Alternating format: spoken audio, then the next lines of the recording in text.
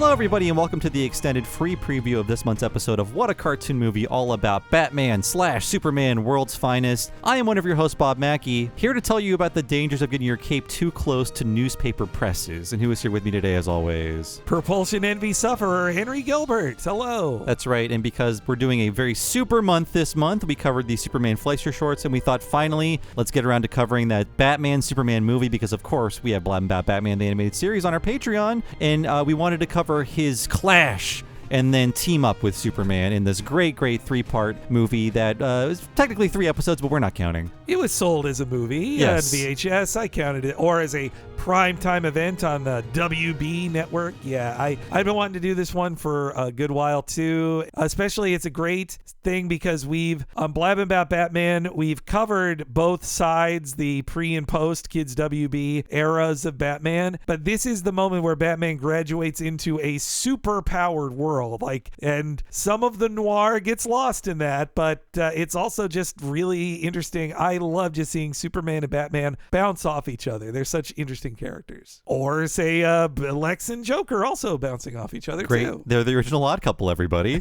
If you want to hear the entire thing, you're going to hear a little preview of that podcast. If you want to hear the entire 5-ish hour podcast, head on over to patreon.com/Talking Simpsons. Sign up for $10 a month. You'll hear the rest of that, as well as nearly 5 entire years of What a Cartoon Movie episodes. So many things we've done, like Disney, Pixar, Beavis and Butthead movies, you name it. We probably covered it, and if not, we'll cover it very, very soon. Yeah, if you, enjoy hearing us talk about all the superhero stuff, you maybe still haven't heard us talk about Batman Mask of the Phantasm. That was our first What a Cartoon Movie. Batman Beyond Return of the Joker, where we talk about a lot of the same Japanese animators and writers in the U.S. as we do in this movie, or our Spider-Man Into the Spider-Verse one. So if you love all this comic book talk, you're going to want to check out all of those in the back catalog too when you sign up at the premium level at patreon.com/Talking Simpsons. Oh, and also you get a ton of $5 benefits too once you go to that $10 level, of course. That's right. We've got monthly episodes of Talking Futurama and Talking of the Hill, as well as everything we've done in the past, including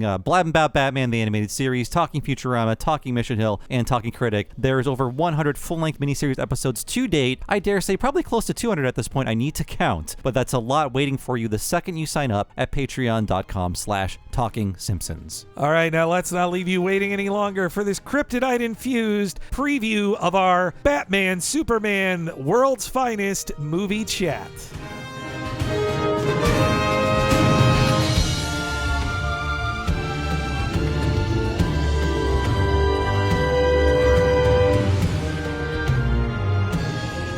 Well, okay, so if you listen to our Fleischer podcast, I go super deep into how Superman was created. I wasn't trying to make a pun there, but super deep into Superman. I went really deep into how he was created, 1938. By 1939, he has basically invented the superhero genre, and he is surrounded by new heroes who were inspired by him. And probably the second most popular is Batman. Runaway success. Superman has his own, to really understand how big they were. In the 30s, every comic was an anthology. You'd buy adventure comics and it'd be a bunch of different adventure serials. Superman was so big that he was the first guy to get his own dedicated Superman magazine. Tell kids, if you buy this, you will only see Superman comics because you love Superman that much. And who was the second guy to get a comic like that? Batman. Batman was the second guy to get a comic called just Batman, and it's only Batman comics in it. Yeah, I think they were just using the same formula as, science fiction magazines or fantasy magazines, in which it was just a bunch of stories by a bunch of authors every week or month. Yeah. In America, anthology comics died out pretty quickly. I mean, they do still exist, but in Japan, by comparison, the main form of reading comics is not dedicated. You don't buy One Piece magazine. You buy Shonen Jump, which has a bunch of different stories in it. They still stuck to that style, but in America, it was all about solo books. It seemed to make sense at first. I mean, as a value proposition, I think it still makes more sense. Like, you save money that way. So Superman and Batman, they're that huge, but they don't really meet each other. They're in fact so big that when the New York World's Fair of 1940 is looking for a way to sell magazines to kids and to get them excited for it, they pay for a collection of new and old work called New York World's Fair Comics. And the cover Superman, Batman, and Robin, all three on the cover. So that is technically the first time they are printed together on a cover, or in any image officially is on that cover. They didn't fight or talk. They just attended the World's Fair together. And only on the cover. There isn't even an issue in it or like one story of Superman and Batman together. It's really just the promise of, hey kid, if you buy this, you read one Superman comic and you also get a Batman comic in it too. I'm looking at this with my modern comic reader eyes, which is, especially after Marvel Comics. Marvel Comics' big selling point was this is a united universe where everybody knows each other and it is a consistent continuity. For the longest time in DC, it was really like, I mean, technically they were all in the same world, but they were very siloed off for the longest time. And to this point, it was like Batman and Superman virtually never appeared in a comic together. They would appear on covers of that special. And about a year later, there would be the Justice Society of America that would be invented, but they would appear in like one panel in that book, and that was it. They were too big for the Justice Society. The Justice Society was for the B-level guys to all team up and make a book that people would buy. They were A tier, and they were not involved in that. It's sort of like for the longest time, Bugs Bunny would never show up in a Daffy Duck cartoon. Very similar. It wasn't about cross-pollination and branding there. They didn't understand brands the same back then. But the World's Fair thing was so big and so successful for DC that they realized, like, well, we should keep publishing this, but we don't want to pay the World's Fair for the rights to that. So we'll call the book World's Finest. And so if you're wondering why this is called World's Finest, it's because that has been the branding associated with their team up since 1941. I always thought that was the weirdest title, but now I know where it comes from. Just to skirt copyright. That's great. It's just a ridiculous thing to not have to use the World's Fair. So it's World's Finest. Even to this day, there is a new Superman and Batman team up book that's actually really good. I read a couple issues of it online that it's still called World's Finest. And also the publication was an extra large publication, 96 pages for 15 cents. Wow. Yeah. I guess that was probably, I don't know, $6 back then. Who knows? The standard cost of a regular size comic then was 10 cents. So you're paying an extra 5 cents, but you do get 96 whole pages of adventures. That's going to last you a long time. For the longest time, they technically were in World's Finest, but they did not have team-up stories. It was just two. You get a Batman story, you get a Superman story. And it was a value proposition to kids, of like, well, why buy your separate Batman and Superman comic? If mommy's only going to buy you one comic at the store, get World's Finest. That way you get both together. And World's Finest would keep going the whole time into the 50s, even as superhero comics were entering a lull. Bob knows this really well. I haven't even read this book yet, but The 10 Cent Plague talks about how Frederick Wertham, in his Seduction of the Innocent book, tried to blame all of childhood juvenile delinquency on comic books and destroy the medium of comic books. Yes, to think what that one man did. We could have had comics as vibrant and varied as, Japan and all over Europe, but instead it was limited to like only one kind of comic. Yeah. Basically, that we were stuck with until underground comics movement, and then, we eventually got manga imported to us, and then, things branched out from there. It's an interesting history when you think about it, because, in the 50s, Wertham suppresses all this stuff, like, because he sees how popular, Tales from the Crypt and other EC books are, all these horror books, and also these true crime books. And on top of that, he says all the superheroes are homos. So yeah, and that Superman is, a product of Nazi ideology. Yeah. Things like that. So they weren't safe, the superhero comics. And so he's trying to kill everything but the nicest of funny animal book. If he got his way, we wouldn't even have superheroes dominating everything. It would be just funny animals. Yeah, that's true. But would I like that more? It would be the more fun universe of comics. Uncle Scrooge would be our Superman, I think. Actually doesn't sound so bad. Yeah. There are very few survivors of this era of repression in comic books. By the way, all those kids who got denied all those books, by the late 60s, those were the baby boomer kids who would then do the effed up underground comics as a way to fight back against that repression they faced growing up. Despite all these superhero comics getting killed, including Marvel, like Captain America, Human Torch, Namor, all of them went away. They had to go into romance books, really, or they couldn't do horror books, but the new rules of the Comic Code Authority would let them do light science fiction. Like if you saw what would be in like, the Twilight Zone, softer versions of that. Yeah, I know Marvel had a Dracula series, right? No, they would get dragged up to Oh. 70. Vampires were like no vampires Okay. allowed, period. That is the undead. You could not show a vampire. Because I have a huge black and white anthology that's just Marvel ghosts, and Oh, it's just yeah, ghost yeah. stories. They would do a lot of ghosts and stuff would come after a lightening of the comic code in the late 60s. But Jack Kirby, most of his comics in the 50s were meeting a weird monster called Fing Fang Foom or Groot, or which of course then turned into everybody's favorite Vin Diesel character, Groot. I love over him. time. But He's yeah, coming back soon, right? Oh yeah, he's now young adult Groot because he was teen Groot in Endgame, and now he's grown up some to a young adult. Where did Baby Groot come from? Well, that's the second movie, That's right? the second movie, yes, which You we know saw what? in theaters. That's true. Grogu on the rise. He needs to be a baby again. I'm sorry. He's getting too old. Yeah. Back to innocence. And yet, so all of that happens. There's only two real guys who are able to survive and weather this storm of superheroes becoming uncool. Batman and Superman. They're the only guys. All these other superheroes take a backseat for about 5 to 10 years. But Batman and Superman never stop. And they have all of their side books, too, of like Superman's pal, Jimmy Olsen, Superman's girlfriend, Lois Lane. And those have the craziest covers. Yes, because they can't scare kids. They can't have too much violence in it. So instead, you gotta, Lois Lane has to become a witch, or Jimmy Olsen has to become a giant turtle boy. I don't think we mentioned it on the Superman Shorts podcast, but that old blog called Super Dickory with all of the misleading covers, I'm not sure if that's still online, but that was always a hoot for me. I love that. And it was for decades this way.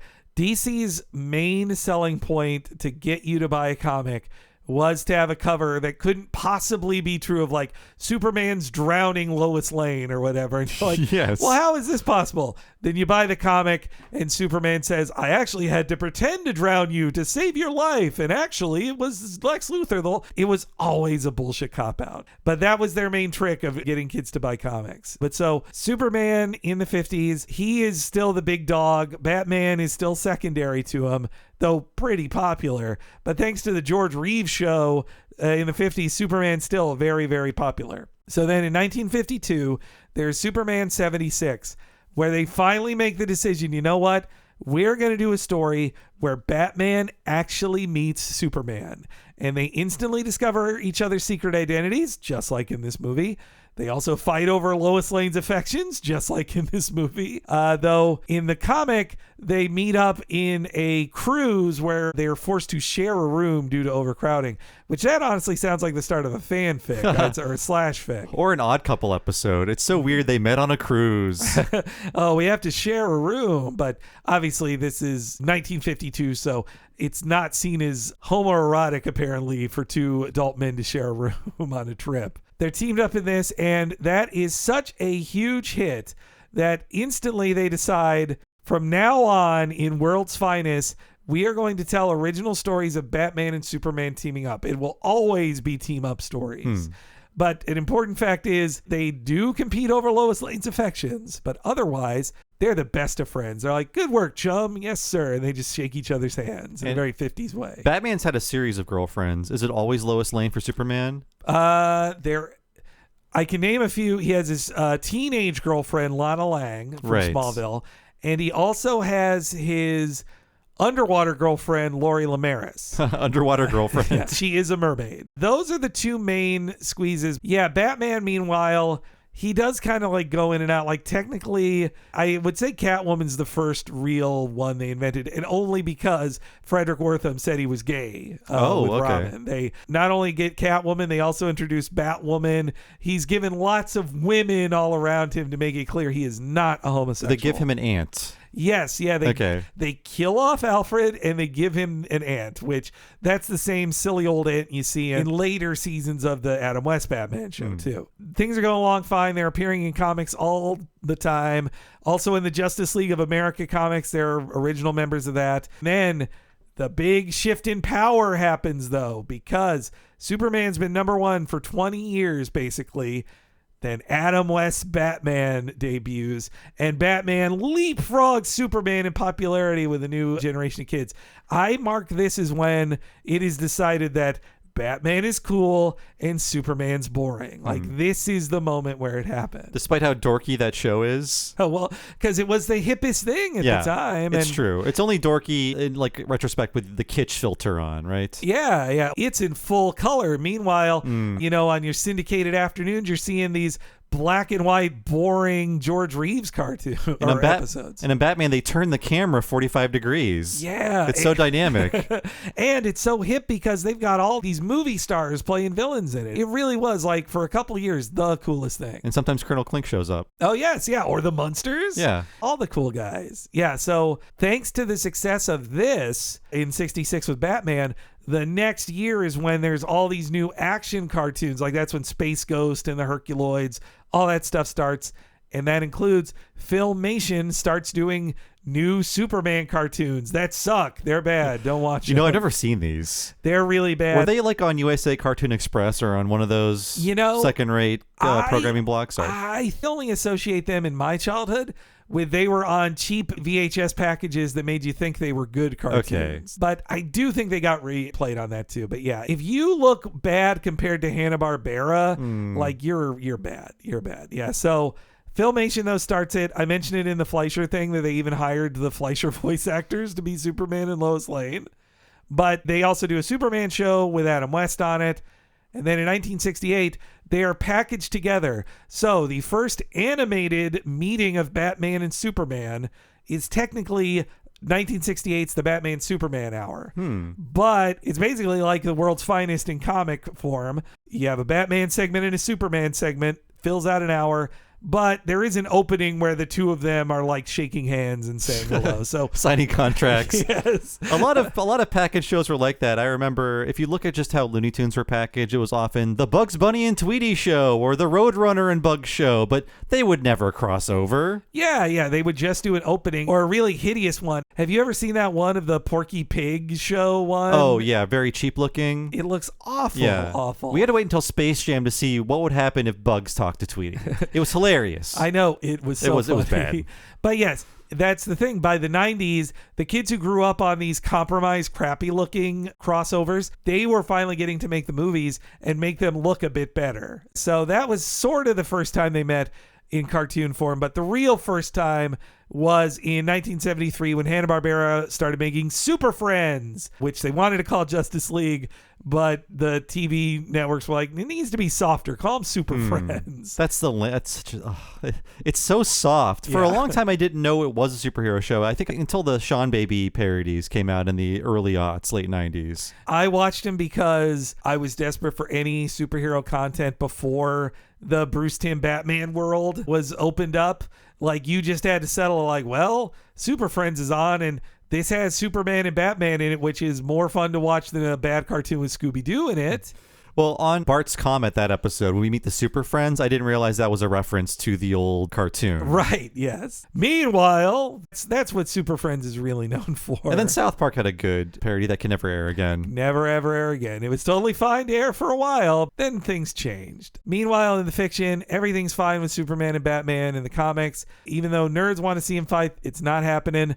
But that all changes in the mid-'80s for a couple reasons. First off, the Super Friends cartoon is ending. They try to keep up with He-Man, like they do a new season of it in 1984 and a new toy line, but it's just not popping. There will be a Superman Ruby Spears show by the end of the 80s, but unbelievably, there was about almost 10-year period where there was not a Batman cartoon on TV, not a new Batman cartoon. Yeah, I guess all of these very toyetic things overtook them, like G.I. Joe and He-Man and Thundercats and Ghostbusters, all of those things. Yeah, we talked about it too with Transformers and G.I. Joe were both from the Marvel Productions thing, which Marvel bought an animation studio because they thought they'd make Spider-Man and X-Men cartoons with it. And yet, the entire 80s, they could not sell an X-Men cartoon to anybody because the toys, first He-Man and Transformers, then later Turtles, they were the thing, the Ninja Turtles. So they were preventing regular superheroes from getting cartoons for all the 80s. It's a failure of these corporations that I was not sucking on a Batman toy at birth, you know? It took until after the Tim Burton movie, really. And yes, meanwhile in the comics,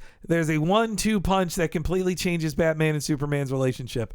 We talked about it in the Blabbing About Batman Legends of the Dark Knight, but the Dark Knight Returns comic changes everything. It is grim and gritty, and it is about Superman and Batman fighting each other to the death, almost. And then Batman Year One comes out shortly after that, right? Yes, Okay. which, if you've seen Batman Mask of the Phantasm, takes a lot of stuff from Batman Year One and Year Two. It is all about this getting more down-to-earth thing. Like, superheroes are serious stuff, guys. It's not a dumb comic strip for children. But in Frank Miller's world, Bruce Wayne is a grumpy old outlaw, and Clark Kent has become a fascist sellout to Ronald Reagan's America.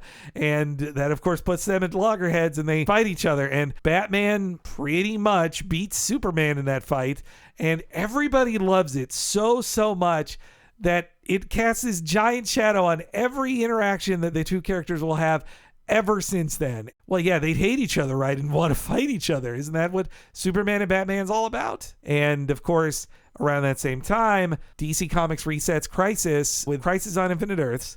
And when they reset with that, they reset decades of Batman and Superman stories. They decide they are not friends anymore, but they're not instantly fighting. In the Man of Steel reboot by John Byrne, it creates this uneasy alliance where Superman at first thinks Batman is a crazy criminal who just is a nutty vigilante. Mm-hmm. He's like, I don't approve of you being a vigilante. That they take a ton in this movie too. And so they do become better friends as the post-crisis goes along, but pretty much this uneasy tension is always a little bit there with Batman and Superman.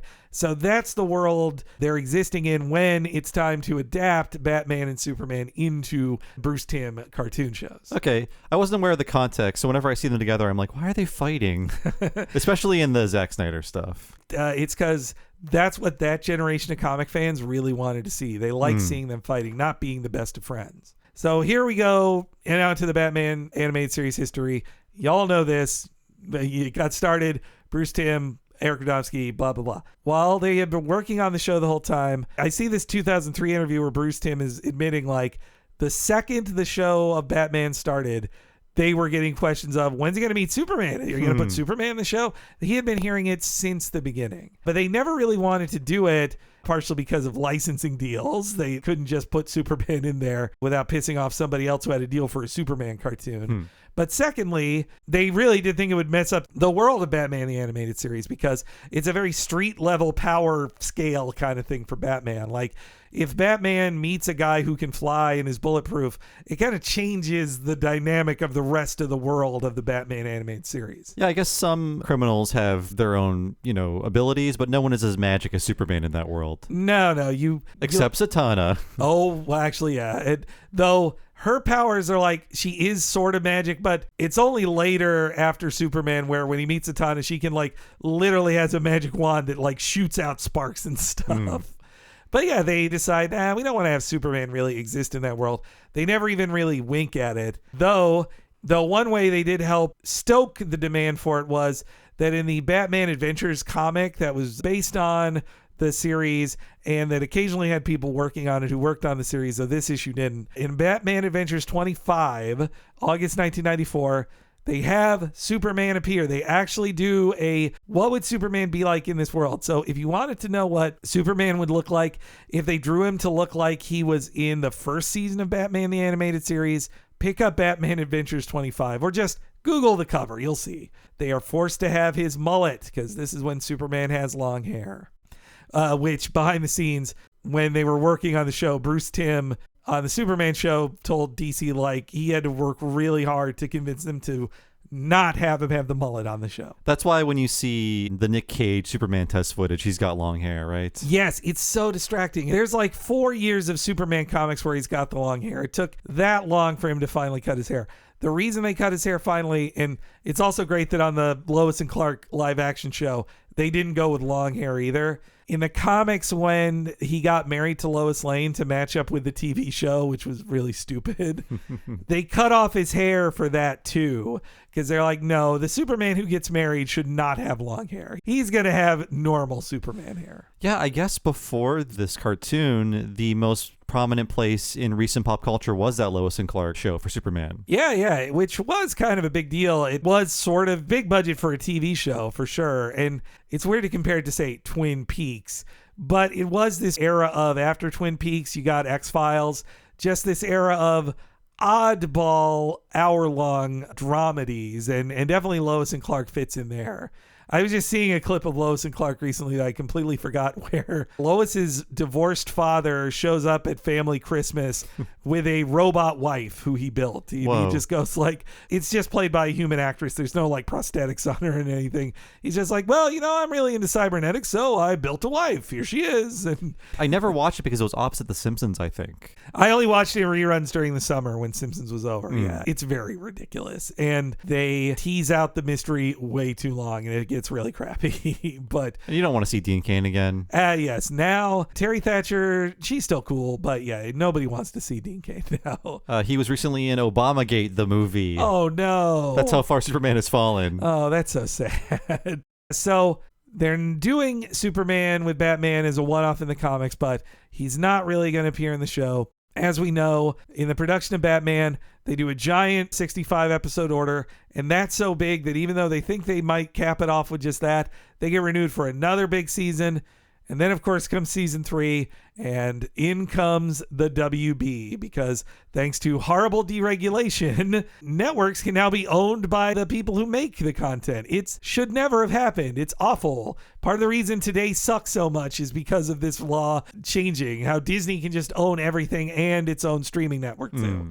But how that affected Batman is, when the WB can start up, they want to have their own kids programming block. Fox Kids has most of their best stuff, Animaniacs and Batman, and so they're going to take it back from Fox Kids, and Fox Kids doesn't like that. First episode of Freakazoid, there's a great joke about how Batman is on another network currently. Yes. I don't know the exact specifics were, but if you look at what started airing in 1995, they were able to get Animaniacs, but Batman was on ice until 1997. Fox really treated the WB shows poorly as soon as WB started.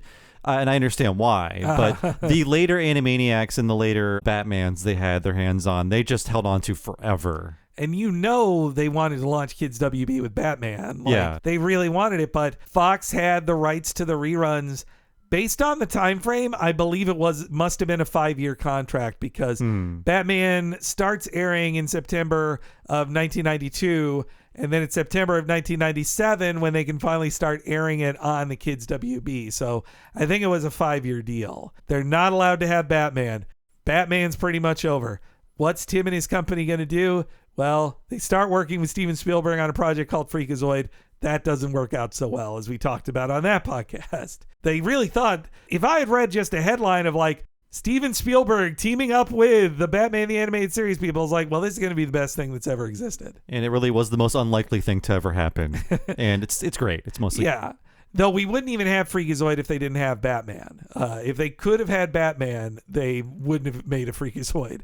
I'm basing this a lot from a 2003 interview I read with Bruce Timm in Modern Masters Volume 3 from Tomorrow's Publishing. It's a really good book. If you're a super fan of the career of Bruce Timm, pick that up. It's only $6 online. But in it, Bruce Timm talks about how politely he felt Freakazoid was not the right fit for him, and he leaves, as do a lot of his other coworkers on that. Though Glenn Murakami, he's busy working on that Gen 13 movie that is too hot for TV. And That went to video, right? But only in other territories, not in America. Jeez. Because, well, as you know, Gen 13 could get a little spicy. They wanted to keep that in the cartoon, but then when they finished the cartoon, Warner's like, hey, what's with all this like sexy stuff in here? We can't put this out. It's a cartoon. That just reminded me, we're talking about all these crossovers. I remember when there was like a huge Image crossover and the comic series Bone had just joined Image. And for a few pages, there is a Bone Gen 13 crossover. Oh, wow. I remember when Bone joined it, but I did not. I never saw that page. Bone funny. Does talk to Grunge. Phone Bone, I believe. Oh, that's fun. Yes. Instead, what are they going to work on if they still can't do Batman for another year? Finally, that's when Gene McCurdy just says, well, what about Superman? This is what Bruce Timm said in 2003, what his original reaction was to being offered Superman. I knew immediately what to do with Batman, whereas with Superman, I wasn't quite sure what to do with him. I don't think he's as interesting a character on the face of him. And he says a bunch of other stuff like that of just that he's, God, Superman. I don't instantly know what to do with a Superman cartoon show. The second he thought he could pitch a Batman TV show, he knew exactly what he wanted that TV show to be. I think that's why a lot of Superman pitches are Superman, but Yes, because you yeah. need to add a little spice. I mean, it's not fair because Superman is the first kind of this character, essentially. But now there's always a hook to a character, and there's really no hook to him, essentially. Yeah, I even feel that with the James Gunn movie that just got announced called Superman Legacy, which I assume it is about. He used the image from Superman All-Star in it, and in Superman All-Star, it's the story of Superman basically getting a terminal disease and trying to wrap up his life within a year. Oof. So I think they're going to do that in it. But yeah, Bruce Timm, he says that he thinks they ended up doing something really cool with the show, but his immediate idea of working on Superman was feeling kind of bored by it and also feeling like, God, his power scale is just too big. How do you make interesting stories with this guy? So a big thing for them was they looked to that John Byrne Man of Steel comic a lot. They turned down Superman's powers. And he thinks ultimately they really figured out a cool thing to do with him. And they also sort of changed up the style of their animation look. Also, though, I think from the beginning they were thinking eventually he's going to meet Batman in this, because in the second episode, when Ma Kent is suggesting he become a superhero, he says, what, dress up like that nut in Gotham City? So that is their wink to the audience, like, hey, Batman exists in this world. It could happen. He's coming. It's coming. So then the funny thing happens that by a year later into the production, they get back the rights to Batman. They're going to do Batman the Animated Series reruns on Fox. And the feeling at Kids WB is you should make new episodes of Batman, because then that'll make the old episodes worth more. It'll freshen it up. And funnily enough, Tim said at first he thought, you know what? I'm liking Superman now. I don't want to go back to Batman. He at first said he was then bored at the idea of going back to Batman. But the general feeling was, he said in the 2003 interview, that Superman debuted to good ratings, but not exactly as high as they thought it would be, because Batman had higher ratings on Fox when it debuted. And their hope was that if they made new episodes of Batman that could be partnered with Superman, those together would boost Superman's ratings to an acceptable level. I think he was also very tired because they're doing these things at the same time and then Yes. immediately launching Batman Beyond. Yeah, it's a crazy work level. We've talked about that. Basically, they do 13 episodes of Superman. Then when they get their second season order of Superman, it's a 52 episode order, meaning a gigantic order. Well, it's technically 52 episodes, but 28 of them are Batman and the remainder are Superman episodes. Though some of them are like both. There's these 3 episodes, and then there's also a couple more crossover episodes. Also, as we talked about in Batman, they're going to update all the styles, and it's because they're like, well, if Superman and Batman are going to appear on screen together to help launch this new thing, this old Batman doesn't look right next to the new Superman design. So that was their main excuse to update the Batman designs. I also think the Superman designs come from people who have worked on a show for a long time and they know what other studios can't screw up if they send them materials. And I heard that on the commentaries when we went over blabbing about Batman, that Bruce Timm said the redesign was to stop overseas studios from screwing up things. And, you know, maybe a little unfair to them, but I guess ultimately the idea was let's simplify these as much as possible while still retaining the stylized look of them. I mean, I think the simplification works in their favor in most cases, other than the Joker. I don't like that, but they did learn over 5 years of doing old Batman that. So another reason I like it is that their Bruce Wayne got a real glow up. Like, I like kind of brown suit, frumpy-ish Bruce Wayne, but I kind of prefer the sleek daddy that we have in the black with suit. with the blue eyes. Yes, yeah. I kind of prefer this. This Bruce Wayne I see in this, I'm like, oh, I get why you fell in love with him, Lois. Oh, also, though, Bruce Timm is clear to mention that another reason you do redesigns is you can sell a whole new line of toys Well, there and you go. refresh the toy line.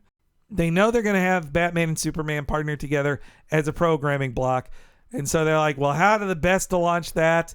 We do a TV movie crossover of them finally meeting. We are going to do it. We're going to give that fan service people have been wanting for the last 5 years of Batman, the animated series. This is what happens when you hold it back that long. then it makes people actually want it, and then you can pay it off. You know, in that programming block, it's called the New Batman / Superman Adventures. The slash is doing a lot of work. Yes. Yeah, it shows you who gets top billing there. You know, it used to be Superman Batman. Now it's Batman Superman. I believe even that goes to the 2016 movie Batman v Superman Dawn of Justice. It's not Superman v Batman, because by the year 2016, Batman was the clear winner already. Is that the movie with the big jar of piss? Yep. Okay, I thought so. Yeah. Oh, okay. There's many things from that movie we could talk about. Very strange. This movie doesn't even bother with talking about their mother's names. Exactly. The Joker's peeing in a jar off screen. You can't see it. He's doing it while they're flying in that plane. But yeah, so when they're working on this, Bruce Timm is really clear that like that Man of Steel story was a big inspiration for them of figuring out this dynamic of starting with some tension of like the goody good boy Superman wouldn't like a guy who he's assuming the worst about in Batman. They have a little of that friction, but they're not going to have a full-on fight yet. They'll save that for later. And then they also look to the 1990 World's Finest miniseries by Dave Gibbons with art by Steve Rude, a really great 3-parter with amazing art in it that is also very much about a villain team up. It's about the Joker teaming up with Lex Luthor and their dynamic, which I think was a really smart thing for them to pull up on, because this special isn't just about how Superman and Batman bounce off each other. Lex Luthor and the Joker being the arch enemies of the other two guys, they couldn't be more different. Like Lex Luthor is the smartest man alive who is very buttoned down, and he is like, no, I'm a private citizen. I'm not even a villain. Then you've got the Joker. Very different. They're a fun couple, I think. And also Clancy Brown and Mark Hamill have very fun chemistry as well. Mm-hmm. So yes, Bruce Timm takes a lot from that Gibbons and Rude story, as well as there's a bit of Bruce Wayne going on dates with Lois Lane in there. He's like, oh, let's bring that in there too. There's no one story they're adapting for this, but those are the main starting points for the story they use. Also, to quote Tim from that 2003 interview, when they knew they were going to do a Lex and Joker team up, they also knew that there's Harley Quinn and there's the bodyguard Mercy.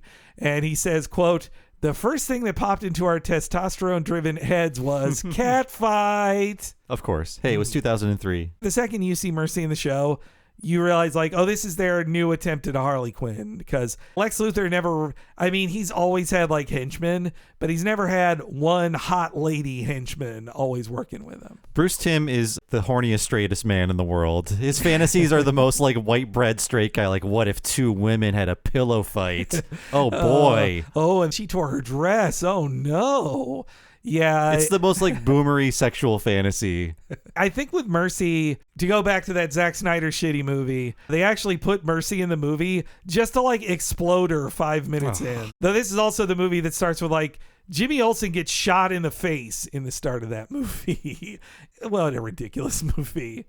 So I do want to take 1 sec to talk about one of the credited writers on this, Alan Burnett, who I don't think we talked too much. We talked about some, definitely. But I wanted to mention that he said in a 2019 interview, this may be his favorite thing he did in the entire series, this team up. Like really? Wow. He really loved doing Batman and Superman. And this is the guy who he said it's right up there with Phantasm. And Phantasm was his project, really. That was also shocking to read in that 2003 Bruce Timm thing, that he wasn't like saying Phantasm was bad, but he definitely seemed to characterize it as more Burnett's project and not the one Tim wanted to do as a movie. Wow, okay. He was saying, no, Trial was the movie they wanted to do. I could see it being a 2-parter. We love that episode. We did an episode about it. It does feel a little overstuffed. Maybe if it was a 2-parter, but not a movie. Mm-hmm. Yeah, for 90 whole minutes. I mean, also, we love Mask of the Phantasm. Oh, absolutely, yeah. Is it the first What a Cartoon? A movie? Yes, yeah, it was. So. Yeah, man. It's been almost 5 years. Crazy. Why did Burnett get put in charge of running Batman the Animated Series, by the way? It was because he had worked on Super Friend. Don't hold that against him. It was early in his career. Even he said a big appeal of working on this World's Finest was because he was so sick of working on Super Friends, where you were in handcuffs the whole time, content-wise, that World's Finest, he finally felt he could do something real. And also on World's Finest, when he was working on the Batman and Superman stuff, he worked with Jack Kirby, the king of comics, on that. Burnett was a story editor on that. So you can see why he brought so much to this and why the team up was so important to him. And in fact, like, I think he may be retired now because he doesn't have any more recent credits in 2019. But he worked on a lot of Batman and Superman direct-to-video stuff afterwards, too. Burnett. Yeah, yes, he had at least a 40-year career, I'm guessing. Yeah, he's 72 now. He got his start early 80s. He wrote the DuckTales movie, like you talked about in that. What a cartoon Don't hold movie. that against him either. You took what jobs you could. Yeah. Shabooey. That's all I'll say. So yeah, the other writers on the movie it's all guys you know pretty well. Paul Dini, Rich Fogel, Stan Berkowitz. We talked about them a ton. Also, Steve Gerber wrote part 2. It's one of 2 episodes he wrote of Superman. The second one he wrote is one of the best. Bob, if you watch one episode of Superman, I actually would say it should be The Late Mr. Kent, because it is one of the most film noir-y ones they ever did. I was just reminded of, I was like, oh yeah, this is maybe the best ending they did in an episode. It's also in season 2. Look it up. I know Gerber did at least one New Batman Adventures episode. Yeah. Man, was it the Freak Show one? But Gerber is the creator of Howard the Duck and Man Thing. Talked about him a lot in our Thundar the Barbarian episode too. Right. He's an unfortunate guy who got screwed over, like all creators do in comic books. And he then went to the less exploitative world of children's TV programming. Like, you get paid a little better for that. And there are unions, I guess. Yeah. He actually got healthcare working at Ruby Spears on that stuff. Meanwhile, the cast is the usual players. There's no big guest star in this. It's just the main cast who appear in Batman or Superman. As far as categorizing, this is a Superman show. So Ephraim Zimbalist, Mark Hamill, Arlene Sorkin, and Kevin Conroy, they're the guest stars in it, I suppose. And of course, all directed by Andrea Romano. 2 fun bits of casting trivia here. They couple together Bruce and Lois, I think mainly because Bruce Timm liked the idea of that Bruce would have sex with Lois Lane before Clark Kent does. I think he was into that. Oh dear. But also, Kevin Conroy and Dana Delaney in Mask of the Phantasm played a couple in that. She's Andrea in that. And so I think they realized, like, boy, those two have such great chemistry together in that. Let's couple them together again. Yeah, it's been a while, but I forgot Dana Delaney was in Mask of the Phantasm. Is she from LA Law, Dana Delaney? I believe so, okay. Yes, yeah. And they're like, they loved her so much in Phantasm, they're like, you're our Lois Lane. Like, you are a plucky reporter. The other funny bit of trivia behind the scenes in this is, during the casting of Wings, there is a story that they spent 2 weeks trying to decide who would play their male lead in the show. Would it be the guy they cast, Tim Daly, or would it be Kevin Conroy? And it was that close between Tim Daly and Kevin Conroy. So now it's funny that was in 1990, and in here in 1997, they are finally teaming up as Batman and Superman and recording together. They did record together, and I think they were friends. Would the Simpsons made jokes about Wings if Kevin Conroy was the lead? Who knows? Would they respected more? I wonder what was Kevin Conroy's, chemistry with Steve Weber? Would they get along better or worse? Though it's also funny to think about, what the world would be like, because Wings debuted in April of 1990. If Kevin Conroy was cast as the lead in that, it is almost certain he would not take a voice acting gig on Batman 18 months later. That's very true. So thank you, homophobia. Yes. This is the other guess I was making, that if you read that, I think many people who missed it when it first was published, the story of how I found Batman and how he was cast, and Kevin Conroy telling the story of the homophobia he endured in his life. He definitely says, he doesn't say the show, but he does say the network passed on him for a big job because they found out he was gay. And I do wonder if that was Wings. I wouldn't be surprised. And I mean, in that regard, that shows the maturity of Kevin Conroy, that he does not hold it against Tim Daly, and he is still cool with acting with him in this. I recommend a really good video about Conroy. It's by Matt Baum, Baume, and it's called The Gay Actor Who Brought Batman to Life.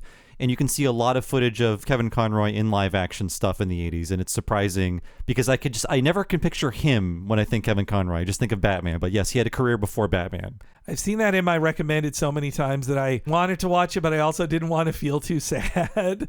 But you know what? I'm going to watch that now. And also, I thought it was from this, but Clancy Brown, after Kevin Conroy passed, he shared a photo of him, Tim Daly, Kevin Conroy, and Andrea Romano together recording. I thought it was from this, but it was actually for a later Batman Superman direct-to-video thing. It still was cool seeing them together. Mr. Krabs himself. Yeah, I think he'll always be Mr. Krabs, but to me, he is the perfect Lex Luthor. I love his Lex Luthor so much. That's the stuff behind the scenes. Also, Shirley Walker and her team, they did all the soundtrack. But of course, we wouldn't be talking about this if we weren't talking about TMS, Tokyo Movie Shinsha. We love them, everyone. Stop complaining. It's a big reason I wanted to pick this too. So yes, we already talked about this very recently in the Over the Edge blabbing about Batman, but TMS was hired because they were stretched very thin on the production of this. And TMS was like, well, you can use us again for overseas production, but we want to get to do more. We don't want to just be animation services by. We want to have the full directing credit. We want full storyboard rights too. They want to do all the boards, and they're going to do it themselves. And you mentioned it on that one on the commentary for Over the Edge. Tim talks about how they were a little worried at first of like they never gave up that much control to an overseas studio, but for TMS and out of desperation, they made that exception. It was the one studio they would trust above all others, I think. Deservedly so, too. Like it's right there in what they produced. And the other thing behind the scenes was that TMS was trying to finally sell their own stuff in America, which they've been trying to do for years, decades really, like with Sherlock Hound, for instance. But this was going to be their next thing because they knew they had Cyber 6 coming a year later. So this was to open the door to more production. The more they could actually point to real credits on Superman and Batman, I think they felt the easier it would be to sell Cyber 6, though it wasn't easy, and they barely sold Cyber 6 in America. And we said it before, they were getting back on their feet after the humongous loss that Making Little Nemo brought them. And I'm looking at the timeline of TMS, what's going on in Japan. And 96 is when they premiere the Detective Conan series, which is still running today. And I think by the end of the 90s, they're plush enough to not have to worry about outsourcing anymore. I think you're right. That once Conan became the giant hit for them, and I thought of TMS as the Lupin factory, but really it's like after 96, no, Lupin is like the ignored older sibling to Conan the good boy.